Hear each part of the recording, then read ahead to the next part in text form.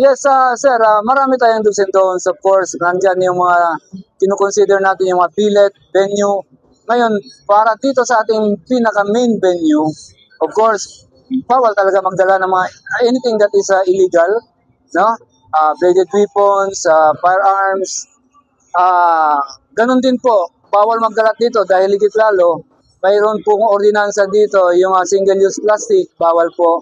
So, kung mayroon man na gustong pumunta maka-witness ng programang ito, we encourage them to bring their own tumbler. Free naman po ang mga refilling station dito, may mga water refilling station dito. So, nagbabawal lang po ang mga single-use plastics. Of course, pag mayroon kang sa mga entrances, pag nakita po yan, it will be confiscated. Sayang lang po. So, wag na po na tayong magdala. Colonel, last on my head, meron po ba lockdown sa Tasik sa bukas? Well, that will depend sa magiging protocol coming from the Philippine Presidential Security Command. So whatever their guidance for that, then it will be done. Sir, any threat o may ikakabahala pa sa ating mga bisita dito? Sir, we are happy to inform you that we are on a low threat. No, low threat meaning considered as no threat po tayo. No? So, but we cannot discount the fact that we have to enforce pa rin talaga yung ating security measures. Meaning, this is a national event, so kailangan natin i-level up pa rin ang ating security deployment. No? So, hindi tayo pwede magkumpiyansa. Sir, paano i-deploy po dati ang ating mga personahe? Yes, sir. All of our security forces will be deployed, especially starting tomorrow. Maximum deployment po tayo dahil ito yung pinaka-grand opening natin. So, our deployment, makikita ninyo kahit pag-ikot kayo ngayon, naka-full deployment na po tayo to make sure that our security forces will be in place from the start of the time na mag-uumpisa yung parada until the time matatapos ang speaking engagement ng ating panauhin pandangal. Sa usapin nga security, sir, yung hanggang sa ngayon, sir, according to our plan talaga ang nangyayari, sir? Yes, sir. 1 month before, naka-deploy na po kami. It was planned beforehand pa.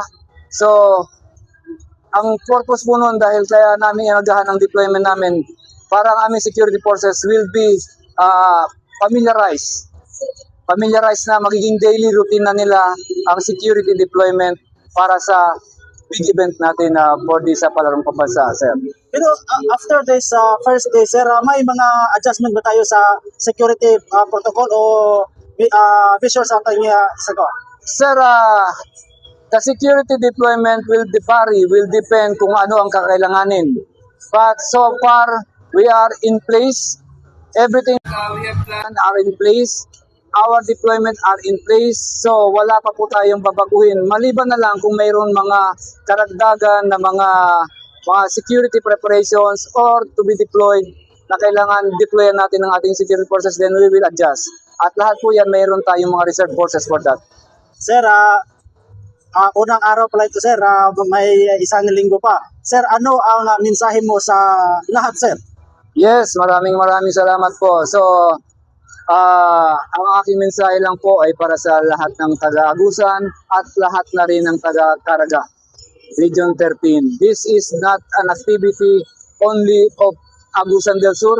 This is the pride of PRO 13 and the Caraga region as a whole. So, kami po ang inyong kapulisan, humihingi po kami ng inyong tulong na panatilihin po natin ang kapayapaan, kaayusan. Ipakita po natin sa ating mga bisita na tayo ay hospitable, na tayo ay magagalang, mababait, disiplinado. At higit sa lahat, tayo ay nagtutulungan upang sa ganun maging successful ang pinaka-historic event na ito para sa region ng Caraga. Sir, last, sir, sa usaping insurgency, sir. Yes, sir.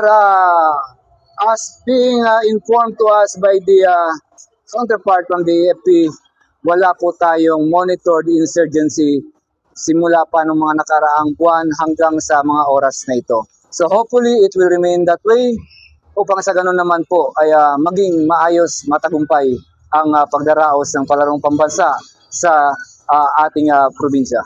Sir, maraming salamat talaga sir. Maraming salamat din po sa pagkakataon na makapamahagi ng aming informasyon para sa lahat ng mga mamayan dito sa Agusan del Sur. Thank you sir.